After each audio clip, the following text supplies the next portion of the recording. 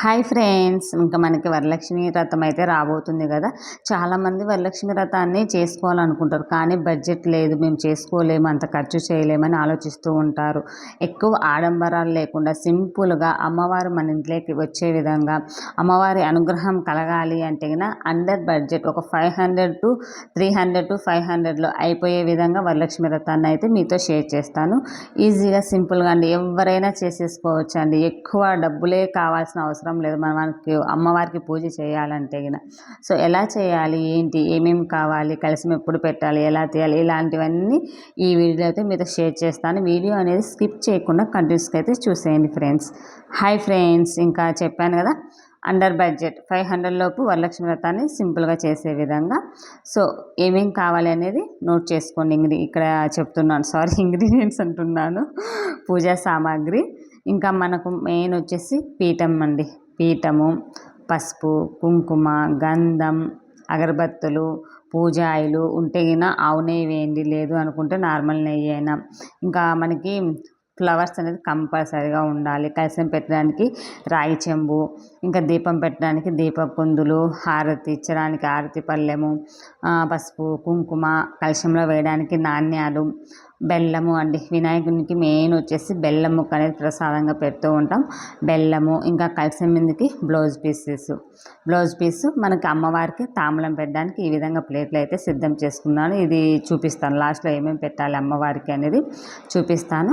ఆకులు, ఒక్క, తాంబూలము, 2 టెంకాయలు, అవి ఉంటాయి కదా, ఒత్తులు, దారము, అలాగే మెయిన్ వచ్చేసి పసుపు అండి. పసుపు, కుంకుమ మెయిన్. ఇంకా మనకి పీఠం ఉంటే పీఠం పెట్టుకోండి, ఏమీ లేదు అనుకుంటే కనుక కొత్త బ్లౌజ్ ఉంటుంది కదా, కొత్త బ్లౌజ్ అయినా కింద పెట్టేసి బ్లౌజ్ పీస్ మీద కూడా మనం అమ్మవారిని కలశం పెట్టుకొని పూజ అయితే చేసుకోవచ్చు. అందుకనేసి మీకు 2 విధాలుగా చూపించాను. పీఠం ఉంటే పీఠ వాడండి, లేదు అంటే ఒక కొత్త బ్లౌజ్ కానీ అలా తీసుకోండి.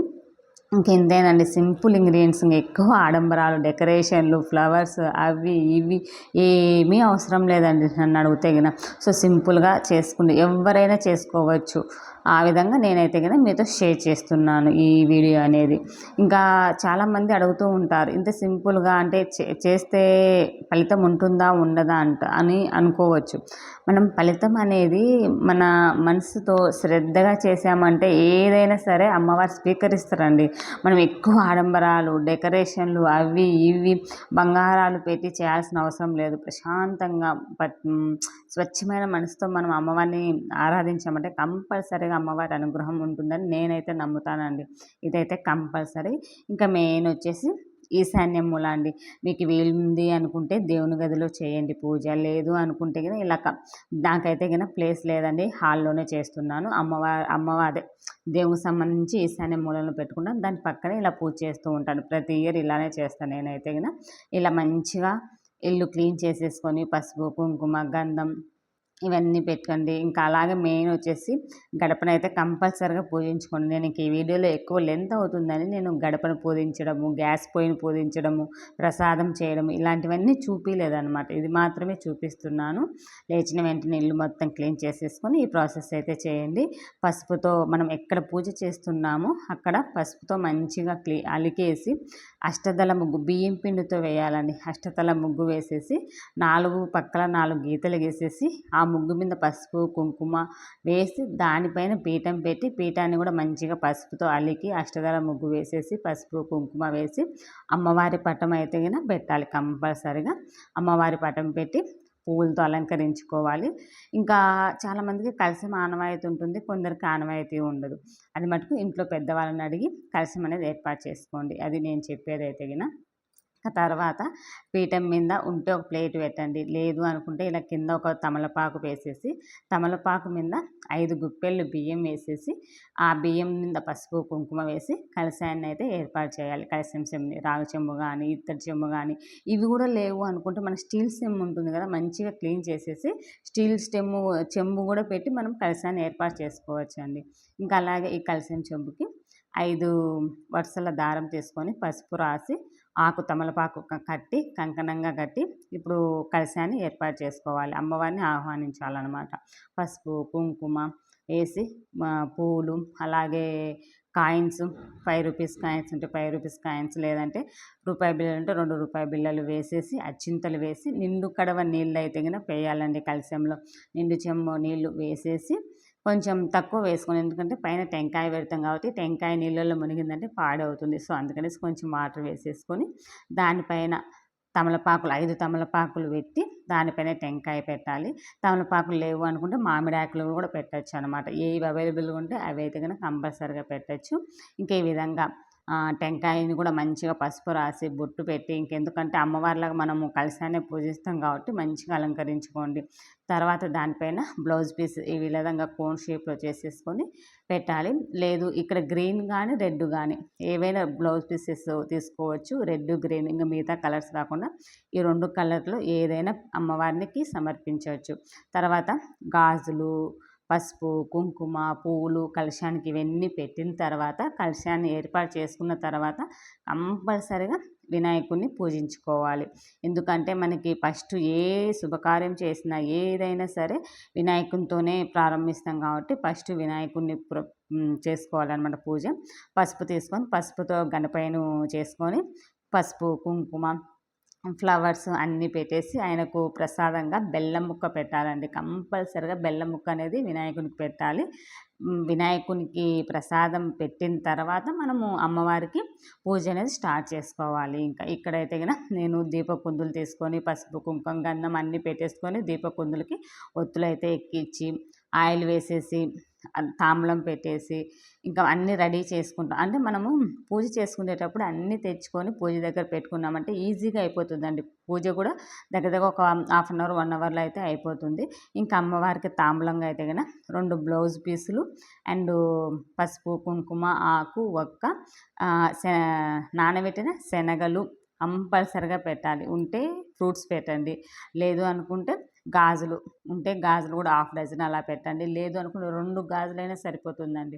ఇది తాంబూలంలో అమ్మవారికి ఇవ్వాల్సినట్టయితే కనుక ఇంకా మనం చీరలు ఇవన్నీ మనకు స్తోమత లేదు, మనం ఇంత చేయలేము అనుకుంటే ఇలా ఈ విధంగా ఒక 3 బ్లౌజ్ పీసెస్ అయితే కనుక మనం అమ్మవారి పూజ అయితే చేసేసుకోవచ్చు. ఇంకా అదే ఈ పూజ ఎలా చేసుకోవాలి అనేది అంటే కొందరు మంత్రాలతో ఈ విధంగా చేస్తూ ఉంటారు. కొందరు అవి ఏవి రాలేదనుకో టీవీలో అమ్మవారి మంత్రాలు పెట్టుకోండి. మీకు తోచినంత మనసులో అనుకొని టెంకాయ అయితే నివేదించి ప్రసాదం తోచినంత ప్రసాదం, మరి ఎక్కువ 5-6 ప్రసాదాలు కూడా అవసరం లేదు.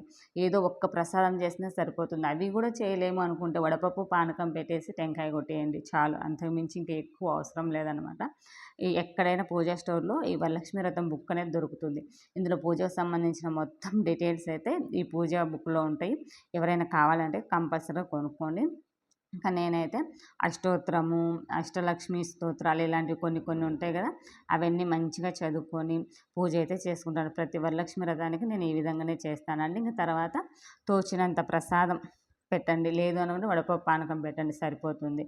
ఇంక ఈ ప్రసాదం పెట్టేసిన తర్వాత టెంకాయ కొట్టి హారతి ఇచ్చి మంత్రపుష్పం, తల్లి నేనేమన్నా నీ పూజా విధానంలో ఎటువంటి తప్పులు చేస్తున్నాను క్షమించు తల్లి, నువ్వే ఉన్నావు అండా దండ అని కోరుకొని మంత్ర పూలు అక్షింతలు అరచేతిలో పెట్టుకొని మనసులో ముక్కొని అమ్మవారి దగ్గర పెట్టేసి దండం పెట్టుకోండి. ఇంతేనండి పూజ అయితే వరలక్ష్మి వ్రతానికి. ఇంకా మేము ఇది కూడా చేయలేమంటే కనుక అర్లీ మార్నింగ్ టీవీలలో కూడా వరలక్ష్మి వ్రతం ఎలా చేయాలనేది మనకి లైవ్లో వేస్తూ ఉంటారండి భక్తి ఛానల్లో. చూడండి ఒకసారి ఎవరైనా చూడలేదు అనుకుంటే గిన. నేనైతే కనుక ప్రతి ఇయర్ ఈ విధంగా చేసేసుకొని పూజ అయితే సమర్పించుకుంటాను. చూసారు కదా, ఈజీగా ఒక 500లో అయిపోతుందండి. 2 టెంకాయలు, 3 బ్లౌజ్ పీసులు ఇంతే. ఇంకా కలశం మీద పెట్టిన టెంకాయ ఏం చేయాలి, బియ్యం ఏమి చేయాలి అని చాలామంది చాలా డౌట్స్ కూడా ఉండొచ్చు. కలశం మీద పెట్టిన టెంకాయను మనము ప్రసాదంగా చేసుకొని అందరం తినచ్చు. ఎటువంటి నాన్ వెజ్ కూరలలో కాకుండా ప్రసాదంగా కానీ ఏదైనా స్వీట్ కానీ చేసుకొని మనం అందరం తినచ్చండి. అలాగే బియ్యాన్ని కూడా మనము అన్నంలాగా వండుకోవచ్చు. నాన్ వెజ్లో తినే అన్నం కాకుండా నార్మల్గా అన్నం వండుకుంటాం కదా, అలా కూడా వండుకొని తినేయచ్చు అనమాట. సో ఇంతే, ఈ విధంగా సింపుల్గా అయితే చేసేసుకోవచ్చు అండి. ఎటువంటి భయం లేదు. మనం ఎక్కువ డబ్బులు లేవు మనం చేయలేమే అని నిరుత్సాహపడిపోకుండా ఈ విధంగా ఎవరైనా చేసుకోవాలనుకుంటే సింపుల్గా ఈజీగా చేసేసుకోండి. కలశం కూడా ఆనవాయితీ లేని వాళ్ళు చాలామంది లక్ష్మీదేవి అమ్మవారి పటం పెట్టేసుకొని చేసేసుకుంటూ ఉంటారు. ఒకసారి అది తెలుసుకొని చేయండి నేనైతే గిన.